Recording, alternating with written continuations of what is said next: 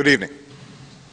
Tonight, I can report to the American people and to the world that the United States has conducted an operation that killed Osama Bin Laden, the leader of al-Qaeda, and a terrorist who's responsible for the murder of thousands of innocent men, women, and children.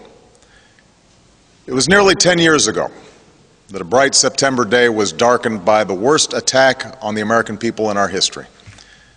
The images of 9/11 are seared into our national memory.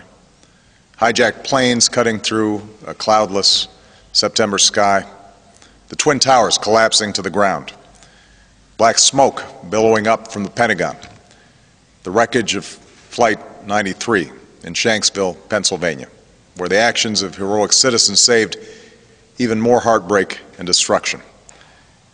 And yet we know that the worst images are those that were unseen to the world.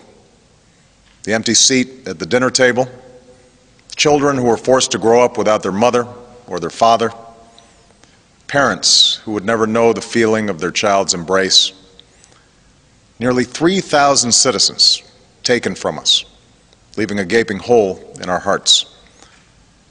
On September 11th, 2001, in our time of grief, the American people came together.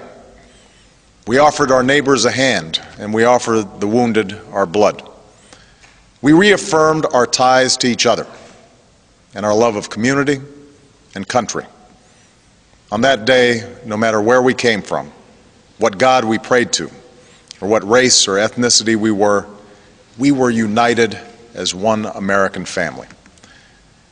We were also united in our resolve to protect our nation and to bring those who committed this vicious attack to justice. We quickly learned that the 9/11 attacks were carried out by al-Qaeda, an organization headed by Osama Bin Laden, which had openly declared war on the United States and was committed to killing innocents in our country and around the globe.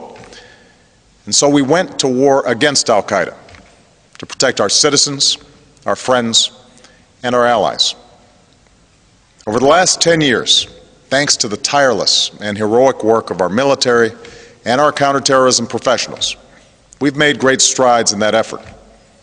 We've disrupted terrorist attacks and strengthened our homeland defense. In Afghanistan, we removed the Taliban government, which had given Bin Laden and al-Qaeda safe haven and support. And around the globe, we worked with our friends and allies to capture or kill scores of al-Qaeda terrorists, including several who were a part of the 9/11 plot. Yet Osama bin Laden avoided capture and escaped across the Afghan border into Pakistan. Meanwhile, al-Qaeda continued to operate from along that border and operate through its affiliates across the world. And so shortly after taking office, I directed Leon Panetta, the director of the CIA, to make the killing or capture of bin Laden the top priority of our war against al-Qaeda, even as we continued our broader efforts to disrupt, dismantle, and defeat his network. Then, last August, after years of painstaking work by our intelligence community, I was briefed on a possible lead to bin Laden. It was far from certain, and it took many months to run this thread to ground. I met repeatedly with my national security team as we developed more information about the possibility that we had located bin Laden hiding within a compound deep inside Pakistan. And finally, last week, I determined that we had enough intelligence to take action and authorized an operation to get Osama bin Laden and bring him to justice. Today, at my direction, the United States launched a targeted operation against that compound in Abbottabad, Pakistan. A small team of Americans carried out the operation with extraordinary courage and capability. No Americans were harmed. They took care to avoid civilian casualties. After a firefight, they killed Osama bin Laden and took custody of his body. For over 2 decades, bin Laden has been al-Qaeda's leader and symbol, and has continued to plot attacks against our country and our friends and allies. The death of bin Laden marks the most significant achievement to date in our nation's effort to defeat al-Qaeda. Yet his death does not mark the end of our effort. There's no doubt that al-Qaeda will continue to pursue attacks against us.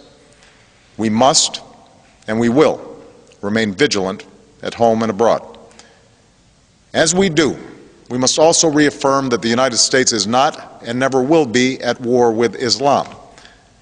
I've made clear, just as President Bush did shortly after 9/11, that our war is not against Islam. Bin Laden was not a Muslim leader.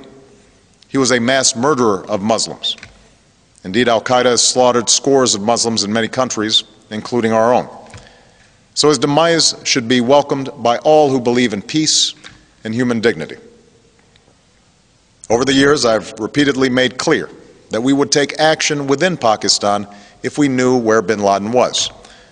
That is what we've done. But it's important to note that our counterterrorism cooperation with Pakistan helped lead us to bin Laden and the compound where he was hiding. Indeed, bin Laden had declared war against Pakistan as well and ordered attacks against the Pakistani people. Tonight, I called President Zardari, and my team has also spoken with their Pakistani counterparts. They agree that this is a good and historic day for both of our nations. And going forward, it is essential that Pakistan continue to join us in the fight against al-Qaeda and its affiliates. The American people did not choose this fight.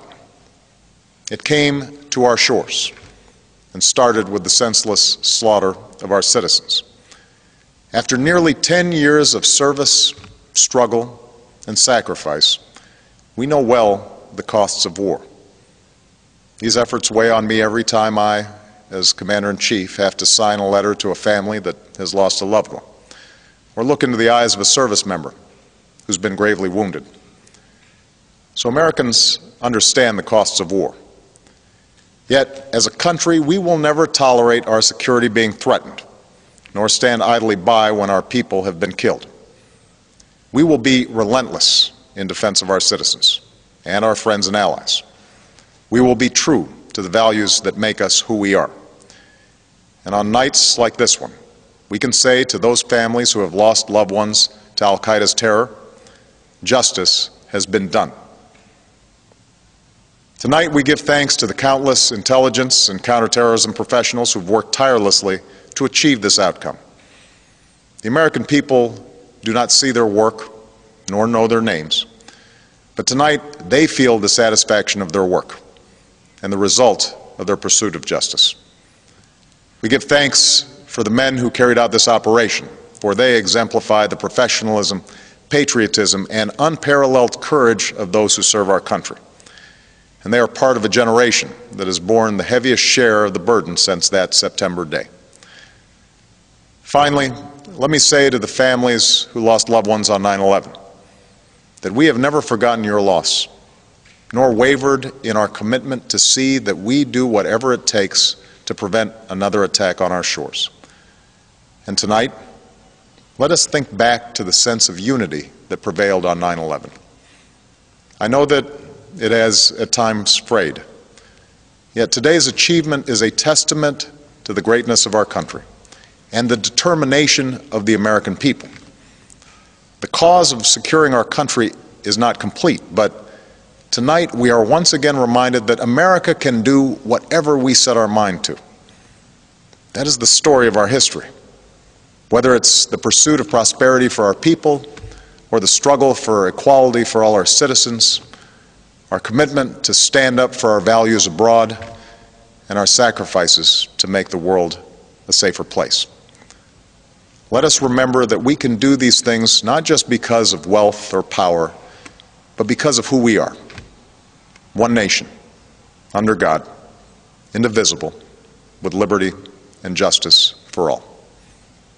Thank you. May God bless you, and may God bless the United States of America.